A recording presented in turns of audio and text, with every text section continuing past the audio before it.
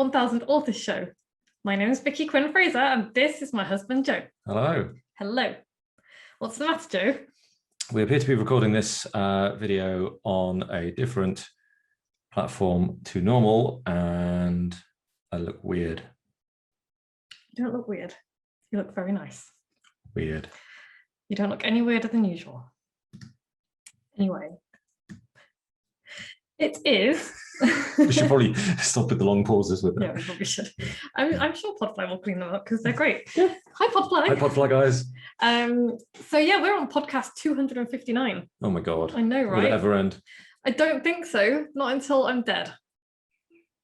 Okay. I think people are going to be hastening that along. So I couldn't really think of anything to talk about today. So I thought I'd do a "Which kind of writer are you?" quiz. Okay. You know how they have in those awful women's magazines? Like, what kind of lampshade are you? I am unfamiliar with those types of women's magazines, I think. So am I. I don't think I know what I'm talking about. Anyway, but before we get into all of that, Joe, what are you reading? Having finished and loved The Gentleman in Moscow, A Gentleman in Moscow by Amor Towles. Amor Towles? Amor Towles? Amor Towles. And really loved it. I moved on to their previous book, which was called Rules of Civility, which I kind of don't like as much.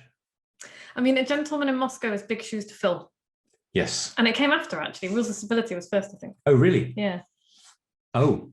Does that change everything? Well, that's, yeah. Because I haven't read Rules of Civility yet.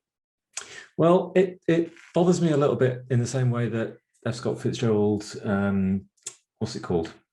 You know, that book. The Great Gatsby. The Great Gatsby bothers me in that I have very little frame of reference in which to place the people, because they all seem to be just absolutely minted and nobbing around on yachts and eating out all the time and just, you know, moving, you know, going off to the Hamptons for the weekend and all that kind of stuff. And it all just feels a bit like an entirely different planet. Whereas she can relate to A Gentleman in Moscow because he was under house arrest in a hotel, and that's kind of what we spent the last year doing. Yeah. Okay, interesting. Cool. So yeah, I found it a little bit alien. So interesting. So I've been reading, my fiction read that I've literally just finished is Conjure Women by Afia Atakora. And it's so good. It took me a little while to get into it. I think a bit like your book took you a little while to get into it. And she's been touted as, if you miss like Toni Morrison's writing and people like Toni Morrison, then Afia Atakora's writing is kind of not similar, but you know, that same kind of feels the same. Yeah, feels the same. It's really good. It's about life in the South on a plantation from the point of view of enslaved women, the Conjure women. Is it really awful? I mean, it's brutal in places, and you get the rage quite often reading through it, just being like, how and why, you know, can people treat other people this way?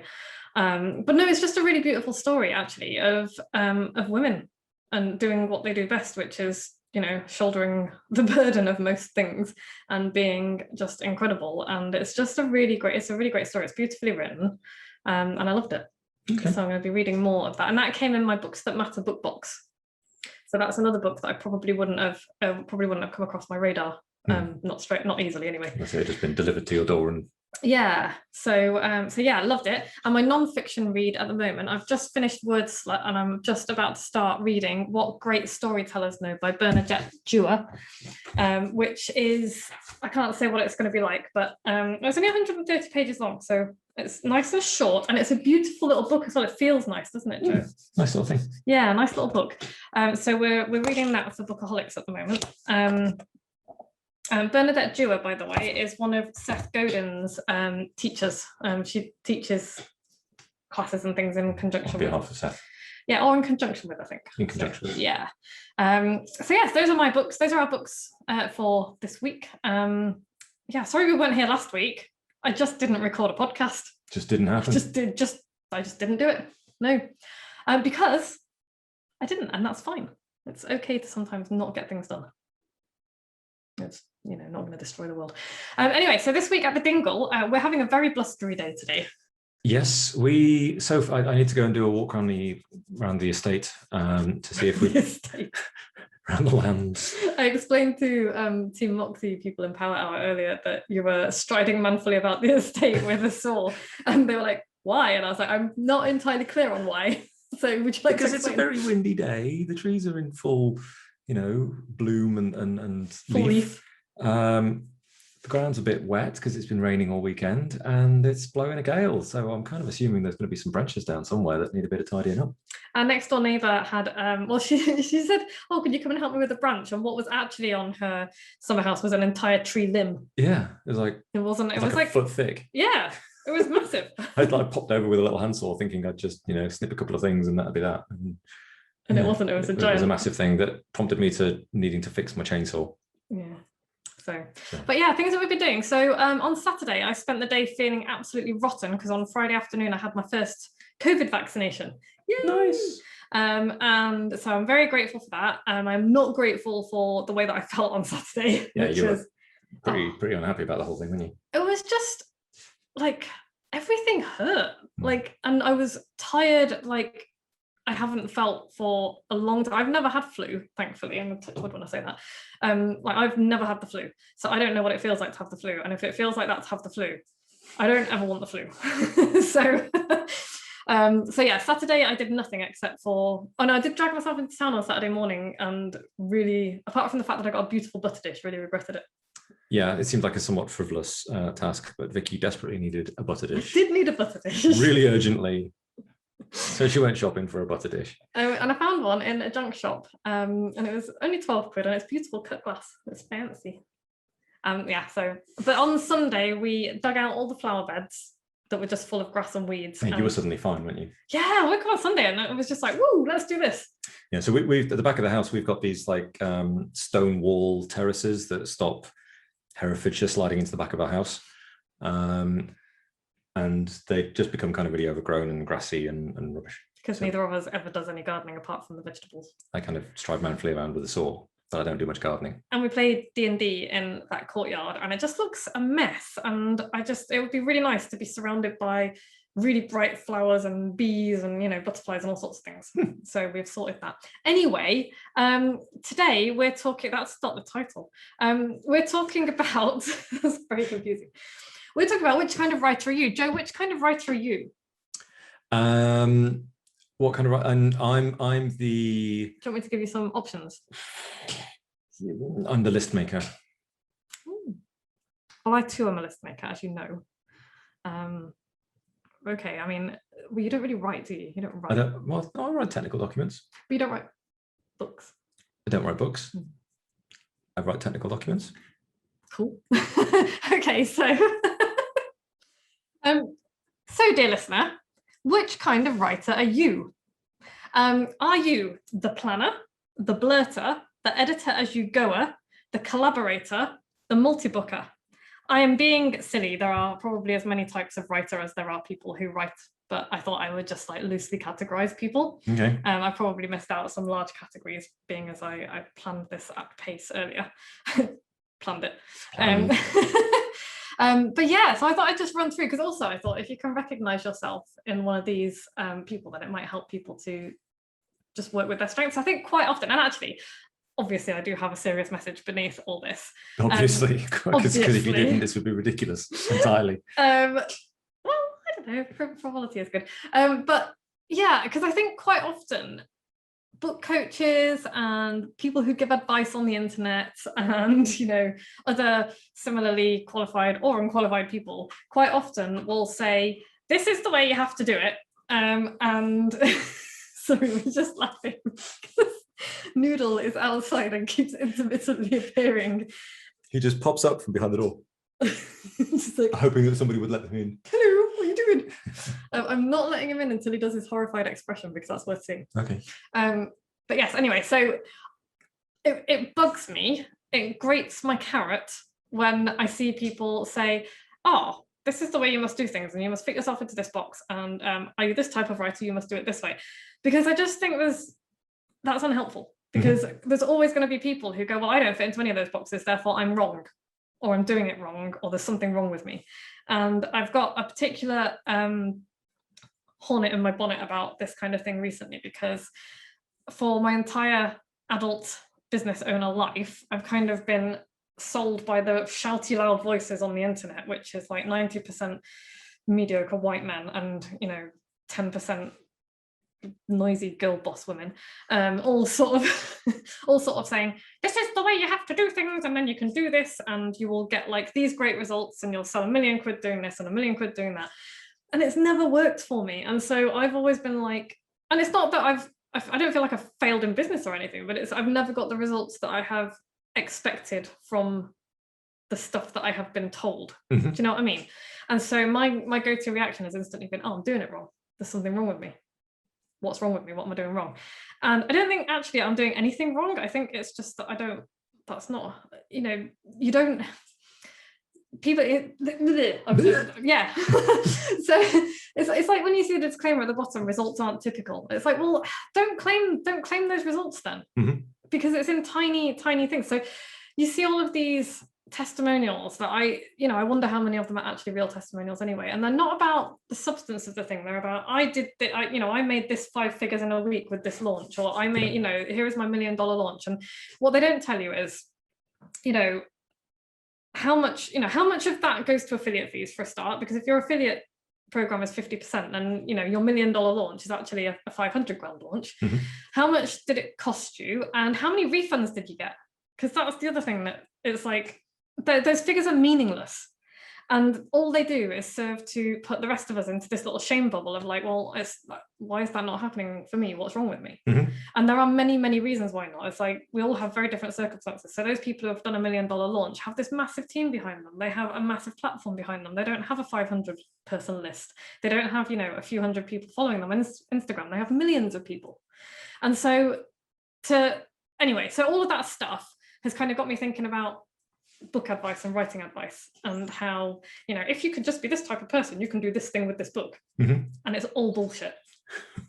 Right.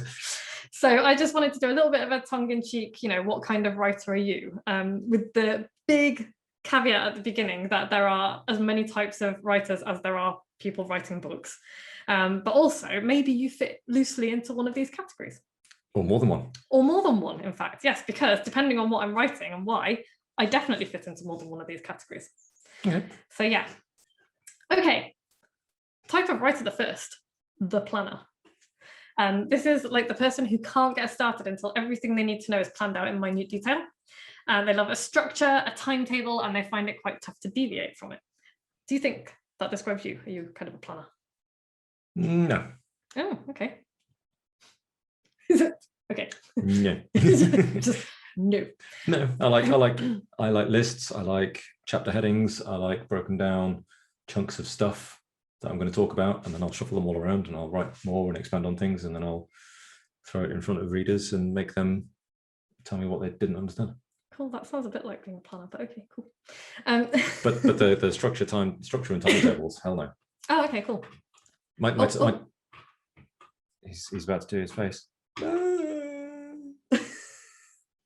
He looks really unhappy. Yeah, my timetable is generally start about 10 minutes before it's due and finish about a day after that. Cool. That sounds very stressful. Right. So, and I'm joking slightly in this kind of planner thing, but I mean, one of the things that I teach people, if it suits them, is how to plan a book, how to outline a book, how to get all the detail down, because it can make things much easier. And one of my Team Moxie members, I know, loves planning everything out. She needs to have everything, I know what I'm going to do, and then I'm going to do it. And that's cool, because that works really well for her. And there are some advantages to this way of writing. And the advantages are, you always know exactly what you're going to do when you sit down to write. You have a rough idea how long it's going to take you. Yeah. You have a structure to refer to when you come to start editing, and that's really important. So when you're kind of thinking, oh, where things need to go, does it bear any resemblance to the outline, like we talked about last time, basically. Yeah. And you always know where your book is going and how you're going to get there. And I think that is probably, for me, the most crucial part of a plan, and why I think that everybody should at least have a loose plan.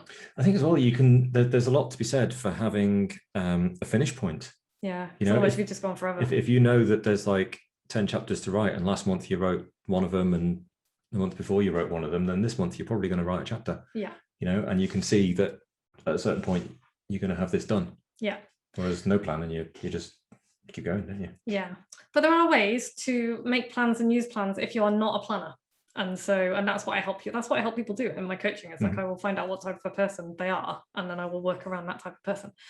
Disadvantages of this planning is that if you don't fully understand the role of a structure, you'll find it a little bit constricting. Because I think quite often people are like, oh, I've got my outline and then I can't deviate from it. And it's like, that's not what it is. So then they become like this mechanistic thing that just sort of stamps out the words. Yeah, and that can feel a bit soulless. Yeah. So that can be a disadvantage of planning. Also, it just doesn't suit some people's brains. It just doesn't suit the way some people work, which I think is where it then becomes useful to get a little bit of help from somebody to find a structure, because otherwise, you're just going to end up with a big mishmash of words. Which brings me on to the blurter. And I know people as well who write like this, and they write brilliantly. It's like when your words just come tumbling out of your head as and when your thoughts arrive. And these writers tend to prefer to write free-flowing, free-form, and they don't need the security of a structure or outline to get their draft done. And sometimes that is how I write, depending on what I'm writing. Okay. So it's a lovely way of writing. So advantages to that is it can feel easier to get yourself into a flow state. There is definitely a freedom to just pouring words out of your head and onto a piece of paper. You don't need to worry about forgetting something, because you can simply write what you think and feel, and it just goes down. Whereas if you're writing to a structure and then something else pops into your head, it's like, oh, I have to go and put this over here. Whereas if you're just free writing, just put it here. It just comes out and there it is. So there's lots of advantages to it. There are also disadvantages, because the editing can be epic. You might have said the same thing several times. Well, yeah, and it's not necessarily organized. It's not necessarily going to flow at all. It can feel really overwhelming because you've just got all of this stuff. And if there's no kind of structure or organization, I can't imagine having to edit something like that, frankly. It's doable. That's not the way I would choose to write it, but I can help other people edit it, mostly because it's not my job to do it. But I can help them get started. Which, by the way, is where a kind of retrospective structure will come in really useful. Yes. So that's where a structure doesn't necessarily have to be done right at the beginning. I think if by the sound of it, this blurter person isn't really writing their book. They're just emptying their brain onto paper. No, they can and be then they a assemble a book afterwards. Well, maybe, but I know I'm working with somebody at the moment who he knows what book he wants to write and who he's writing it for, but he hasn't really had much of a structure, and he is just telling all of the stories in his head at the moment, and we're going to decide, or he's going to decide which ones are going to go in his book, which ones aren't, which ones are going to be changed. And I have encouraged him to tag them and do all sorts of stuff like that, so that you can go find them later. Don't have to read the whole thing. Not just put them in one giant Word document. So yeah, there's all of that. But yeah, there's so a couple of other disadvantages. It's easy to lose focus and sight of where your book is going and why. And I think you can end up with loads. It's not necessarily a bad thing to end up with lots of stuff that you don't need, because you can use it somewhere else. But if you end up with too much, I think that can get in the way, which again is where you will find it really useful to have somebody else help you. Yeah, if you spend 5 years writing 1,000% more than you need for your book, then your book's just going to be 5 years late. Yeah. Later than it could be. It'll probably take longer. The editing part will certainly take longer if you do it like this. And also, writing without a structure can somewhat counterintuitively, I think, inhibit creativity. Because if you're just, if I said to you, write something, you could sit there for hours and just go, where if I said, write something about houseplants, that's much easier. Sure. And I'm being a little bit facetious, but because you hopefully know roughly what you're going to be writing. But I can see that with a plan and a structure and a thing, you can sit down and go, today I shall be writing this thing. Yeah. That's got to be you've got past all the blank pages immediately. Whereas if you're a blurter, you just sit down to a blank page every time almost.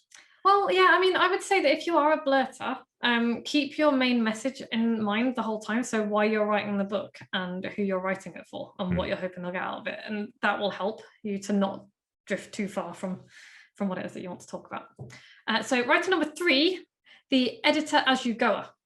Now, I used to really rail against this Like the whole, I used to be like, stick a piece of paper over your screen, don't edit as you go. And I do still think that you can get bogged down in editing as you write if you're not careful. But I also understand that this is how some people write. And I'm beginning to actually understand that that's kind of how I write to a certain extent, because I used to, again, and this is a symptom of being told what's right and what's wrong, like right and wrong, by various people on the internet. It's like, don't ever edit as you write. And actually, that's kind of how I write. And so why fight it? Because I don't think I'm a bad writer. I make my living out of it. So yeah, it's some people just write like that. They can't focus if the previous sentence or paragraph doesn't make sense, or if they haven't got the full meaning of the paragraph. It's difficult for them to move on to the next one. So they edit as they go along, which is cool. And I think that I am quite often one of those people. But what sort of sized unit of words do you edit? Okay, so because you don't sit there going, I delete, we delete. Sometimes I have days like that. They delete. I feel attacked right now. No, really, sometimes I have days like that. It's very upsetting. Okay, so here's the thing. Here's how I write. I've never really analysed it for somebody else before, only for myself.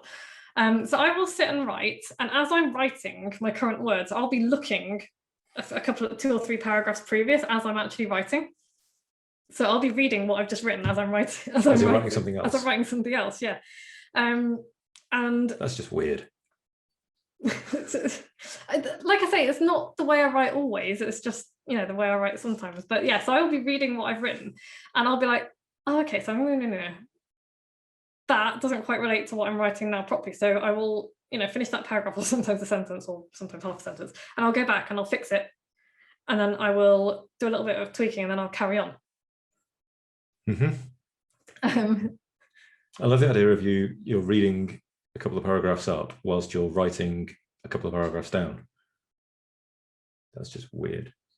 You know what? If anyone's listening to this, if anyone else does that, will you get in touch with me, please? Because Joe's made me feel like a freak, which is reasonable because I am quite weird. But I can't think that that's such a weird thing. Anyway, so yeah, if you do that, come and join the freak team and let me know. Yeah, so advantages of writing like this: you get more of a sense of how your book will turn out as you go along. There's less editing to do later, so it can feel a little bit less overwhelming when you get to the end of your first draft. Your shitty first draft is less shitty. Your first draft feels richer and more full of life because you add nuance as you write. So if you're just getting like facts onto the paper, quite often one of the things that I'll do with clients is we'll go back and we'll start adding color to it, so it's like a pencil sketch, and we'll start adding paint to it and whatever. And you feel less antsy about typos and mistakes and nonsensical sentences, because if I spot something as I'm reading it just bugs me to the point, like that really annoying habit I have when we're watching a film and I'm like, oh, that person, yeah. What have they been in? And I'll be like, and you'll have to pause it so I can look them up on IMDb, because otherwise, I can't. I need to know where they've been before.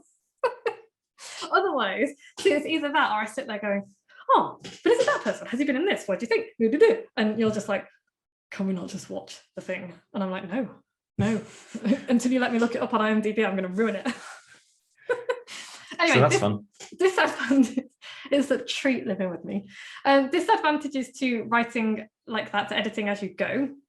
It can inhibit the flow of writing. So we can get caught up in stuff that really doesn't matter at this stage, like typos and grammatical mistakes and things like that. So I do have to stop myself from spending all of your time in the edit rather than writing the new stuff. Yeah, so it is a bit of a fight between me and myself, my inner editor and my inner writer.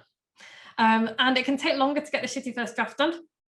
So even though it might take less time to edit at the end, the shitty first draft takes longer, which can make it feel a little bit like a bit of a longer slog. And I can lose the thread of what I was writing as I go back to correct or rewrite previous paragraphs. So I do think it's important to just be careful to, finish an idea or a cool thought that you've had before you go back. Yeah, I mean, it sounds like if you're an editor as you go, then you probably shouldn't also be a stream of consciousness. Yeah, because that could just be squirrely nonsense, couldn't it? Yeah, I mean, sometimes what I write is squirrely nonsense, if I'm honest. Sometimes I even put stuff out into public that's squirrely nonsense. I try not to, but it happens. But it happens. So, type of person, the fourth. Oh, yeah, if you're an editor as you go and you read what you're writing as you write, then let me know, because I don't know if I really am weird or not. Number 4, the collaborator, which is writing with other people. Can be an absolute joy, or it can be a real trial, depending on what you're writing and who with. So how typically do collaborators work? I mean, is it like, I'll take this chapter, you take that chapter, or is it, I'll do the first draft and I'll draft this chapter and you edit it? Or is it, you don't both sit there looking at the same keyboard, taking turns pressing keys, do you? No, that would be really weird. So what sort of granularity is the collaboration done usually? I cannot speak for people who write collaboratively, because I'm sure there are, again, as many different ways of doing it as there are people doing it. But I do know that I think the guys who wrote Write, Publish, Repeat, which is a pretty good book, I think sometimes they take a chapter each and then they'll go back and edit each other's stuff. Sometimes they actually work together on the draft, and so their rough draft will be like, okay, so how's this chapter? They write fiction, by the way, apart from that one book. But yeah, it might be like, I think I remember them saying that they might get together and kind of storyboard out what the chapter's going to be. And so they'll be like, oh, okay, so it's going to be like this, and then they might start writing notes and bits out, and then one of them will usually go away and write the first draft, Flesh it out, I think. But yeah, or you could, I've seen people try and kind of write and share online Google Docs before, and I just think that could end up in a bun fight and a half. Because if someone was editing my work as I was writing it, I think I would have to send them a bag of dicks in the post. I really do. So it could be irritating. You should at least be editing a different page. Yeah. Oh, I tell you what, there are copywriters, and if you're a copywriter listening to this, never ever do this. Like, I'm just like, why would you do this? I've heard copywriters tell stories about, they would be writing copy for a client in a Google Doc. They would give access to the client before it was finished, and then the client would be like making comments on that. It's like looking over the show. It's like, no, it's like standing behind you, just looking at you. Why would you do that to yourself? It's like, good Lord. So yeah, you're probably guessing I'm not really a collaborative writer. Because I'm not really talking about accountability. I'm talking about actually writing with someone, and not necessarily kind of writing a chapter each to contribute to an anthology, but writing together. I've like I said, I've tried it. It wasn't really for me. That's cool. It's not for everybody. Advantages, though, you get to bounce your ideas off the people that you're writing with, and you can discover fairly early on what might work and what might not. And also, you don't get all the blame if it's shit. I'm kidding. Encouragement and accountability, it's not just your neck on the line, it's theirs too, so you're more likely to stick to deadlines and things like that. Yeah, you're not just letting yourself down. Yeah, you're letting other people, real people down.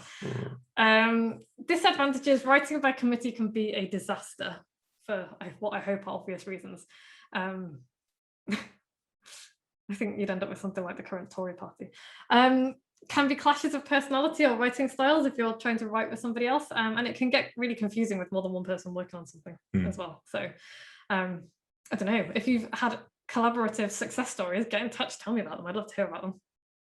And number 5, the multi-booker, those writers with more than one book on the go at a time. Hello. I currently have 2 active books on the go and 3 that are kind of lurking in the background eyeballing me. Right. So yeah, do you focus on just one book, or do you work on more than one altogether? It's entirely up to you, really. Because I know a couple of people who are working on more than one book at the moment. I know one person who's working on like 4 books at the moment. So doesn't yeah, that just mean it takes years for anything to emerge? Well, that is one of the disadvantages. So advantages to working on more than one book at a time. You get to work on what you're most excited about at the present moment, which I think is a worthwhile thing. So you don't have to wait to finish one project to start another interesting one. They can feed into each other and give you better ideas. And it keeps things interesting. So when you're writing one book and you feel like you're getting really bored with it, or your writing is getting stale, you can put it aside and work on another one for a bit. And I don't think that's a bad thing either, because when you're bored, people can tell. Yeah. Disadvantages to this is it can be overwhelming to work on more than one project at once. I find it really difficult to work with more than 2 or 3 coaching clients at the same time, because I just find it very overwhelming. And similarly with books, I don't mind working on 2 books, but my 2 books are very different. So one of them is my next Mindle, which is going to be about reader journeys and things. But the other one I'm working on is my language lessons nobody asked for, which is entirely different. Mm-hmm. So for me, they don't feel like they're too many things at once. It can be really disheartening if you don't finish one soon, like you said, if it drags on forever. Yeah, you could just be forever hopping from one thing to another. Yeah, so I do think there's a bit of a danger with that you will simply abandon your manuscript. And just never finish. Yeah, and that is the single biggest thing that happens to most books and most authors, is that they just don't finish their books. Not necessarily because they're working on more than one at once, but that's not going to help. So yeah, that is the 5 types of writers. Obviously, there are millions of types of writers because there are millions of writers. Mm-hmm. But I reckon that's 5 kind of big groups. Big chunks. Big chunks. So yeah, whatever your writing style, if it works for you, it's correct. There is no such thing as doing it wrong. If you're struggling to finish a book, there's always a reason and always help to be had. So tell us, what type of writer are you? Do you fall into any of these categories? Do you fall into more than one of these categories? Do you fall into an entirely different category? Hi, Mr. Pheasant. There is a pheasant marching down the hill. Yeah, he's very fine. He's very fine. Looks splendid. So what's the takeaway, Joe? Find out what kind of writer you are and embrace it. Don't get pigeonholed into a box. Don't get told how to do it by anybody. Except me. Yeah, anybody who tells you you're doing it wrong is incorrect. Find someone who will help you work with your strengths, with your technique and your style. I think that's the most important thing is, find someone who will, or just, work with your strengths. Yeah, accept them. Yeah, accept the stuff. So I spent so long trying not to edit at all as I write. And I'm like, that's just not the way I write. You spend more time concentrating on that than the work you're doing. Yeah, and it gets in the way. So yeah. So next week, this has been the next week for a while now. I've been setting a writing intention and sticking to it. Who knows? Who knows if that will be what we're talking about next week? It might just be the thing that we say is on next week. Yeah. Forever. Yeah. And in a kind of open loop that never closes, just to keep you listening to the podcast every week to see if this is the week. It's not even that exciting a topic. I think that's why I've not outlined it yet. Okay. Oh yeah, the other thing that happened last week was I did the second Moxie Books Write Night. Nice. Yeah, it was really good. Everybody did what they set out to do during the evening. Nice. Really proud of everybody. Really good fun. Worked much better, I think, 8 p.m. till midnight than 10 till 2. Sure. For me, anyway. Less exhaustion. Oh gosh, yes. And yeah. That's sweet. And I've got a new masterclass coming up on the. Hang on. Oh. Hang on.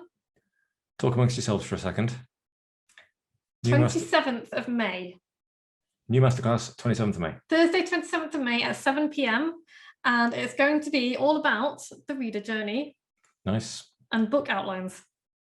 Cool. Yeah. So if you want to work with me for an hour and a half plus a 30-minute Q&A, pop it into your diary now. Thursday, the 27th of May, 7 p.m. UK time. I will put all of the booking stuff up in the next couple of weeks before we go on holiday. And yeah, you can come and outline or read a journey your book. Sweet. In the masterclass, and then ask me anything you want to afterwards. It's pretty much the most cost-effective way of getting my brain on your book idea. Nice. So yeah, thanks, Joe. No worries. If you've listened to every episode, email me with your postal address and I will send you a silly gift. If you like this podcast, go and subscribe and leave us a rating. 5 stars. Or whatever number of stars suits you. 5. If it's not 5, other podcasts are available. And we will be back. Oh, if you want to join the masterclass, email me vicky@vickyfraser.com, and I will send you the details because I've just realized I haven't got a sales page for it yet. Nice. Yeah. Thanks everyone. Thanks Podfly. Thank you Harriet for being awesome as usual. And we'll be back same time next week. Bye. Bye.